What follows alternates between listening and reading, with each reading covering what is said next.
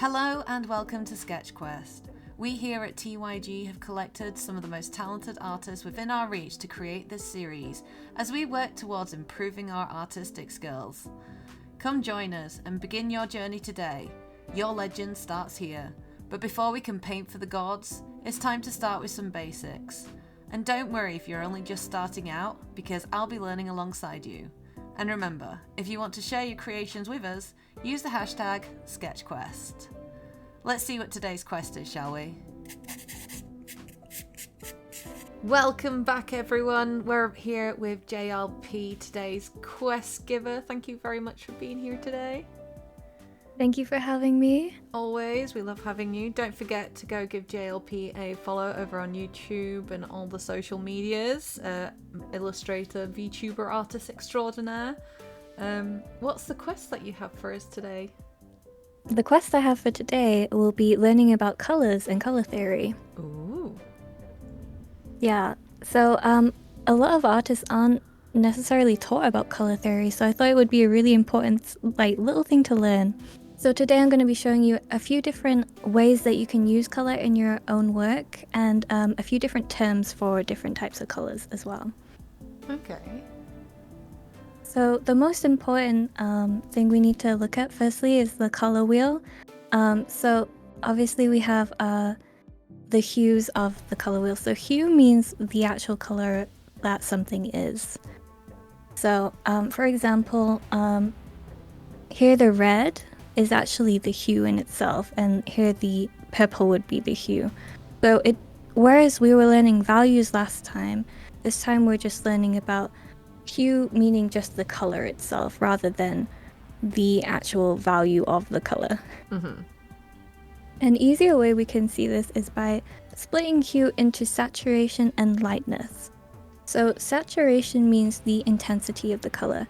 You can see here that the colors change from least saturation to most saturations, and lightness being from how light to dark the color actually is.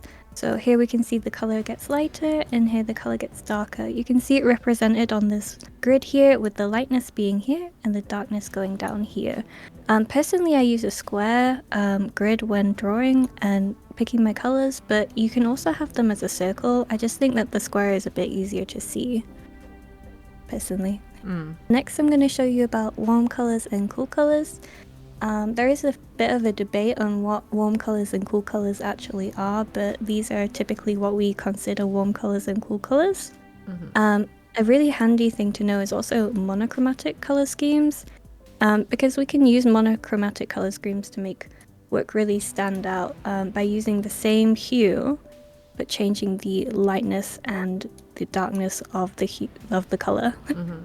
These are a few color groups. However, I think the most important ones tend to be these three on the right, which is the triad color group, meaning that the colors sit evenly apart from each other.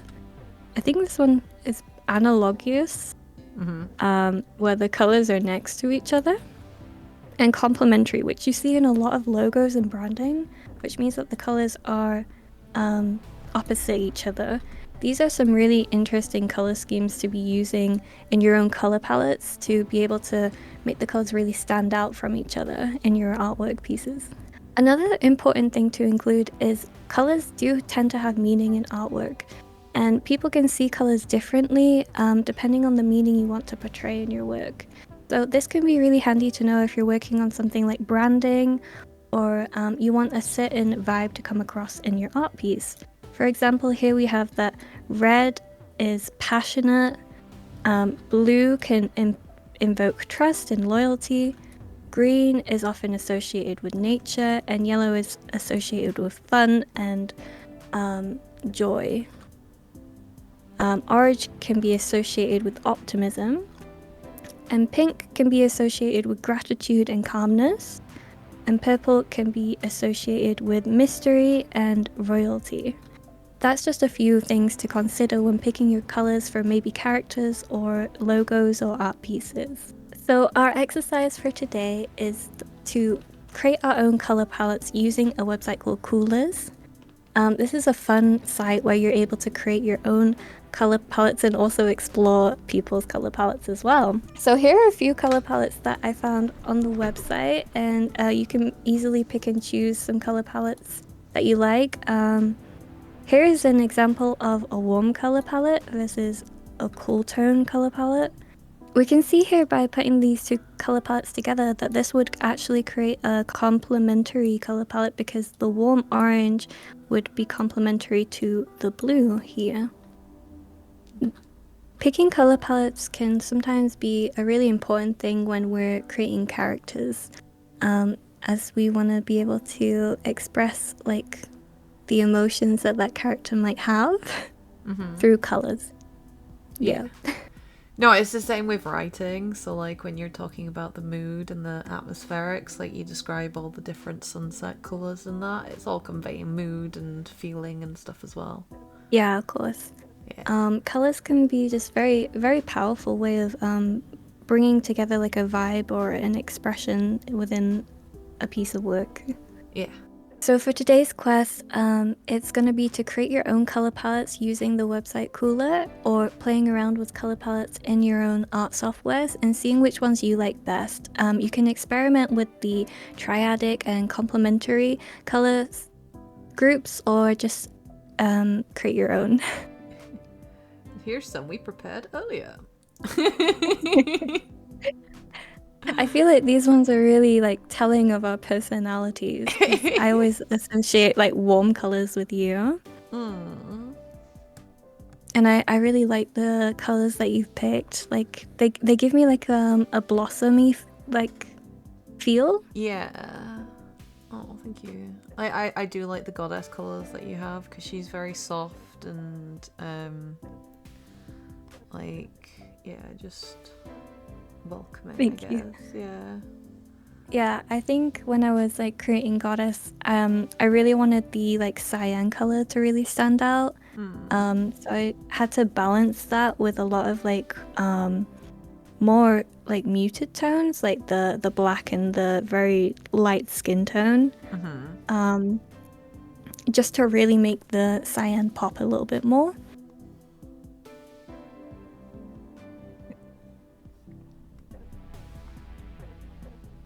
Just making random I love colors. I like how feminine like the kind of color scheme looks with yours as well. Like it looks really dainty-ish. Yeah. It was just one of the random ones. I was really lucky. Like it's very much mash colors as pink. I love the pink. I'm a huge fan of pink and blue myself. There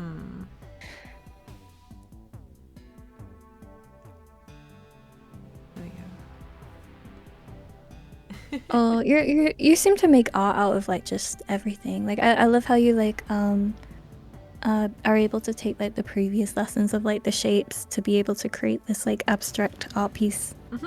Just from the colors. I like how like with the colors and how you selected them, it almost looks like you've made some of the shapes like the square kind of transparent with how you've put the colors. Well, there you go, everyone. That's your request for today. Go play with shapes and colours and let us know what you get up to and what you create. We'll be looking forward to seeing them. Remember to use the hashtag SketchQuest. Thank you very much for joining us again today, JLP. Thank you for having me. We'll be back tomorrow with more SketchQuest. Until then, we'll see you later, taters. Bye! Bye!